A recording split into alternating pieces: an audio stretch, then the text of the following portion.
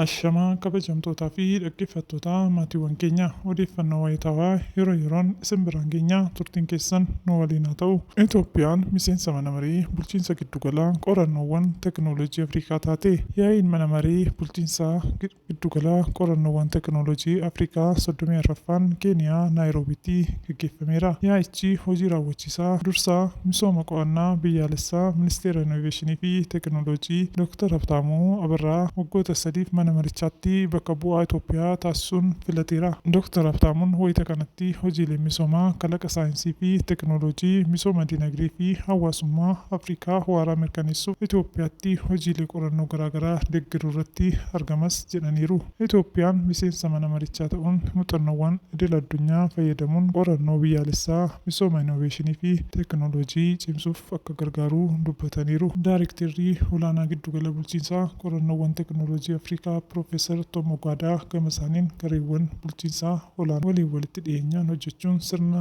hojimaataa himammataa fi hooggansa qindaa'aa ni mirkaneessina jechuu isaanii odeeffanneerra. Giddugalli qorannoowwan teekinooloojii Afrikaa yeroo ammaa manneen maree biyyoota garaagaraa babba'aniin kan hoogganamu yoo ta'u, Keeniyaa, Ugaandaa, Maalaawii, Kootdiivaar, Koomishinii Saayinsii fi Teekinooloojii Afrikaa akkasumas bakka bu'oonni Ingilizii fi Siwiidinis hirmaachuu isaanii beekameera. Egaa qophii keenya asumaan gulumnaa yeroo gaarii qabaadhaa. Laayik, sheer, sabskiraayib gochuun nu hordofaan affeerraa keenya galatooma.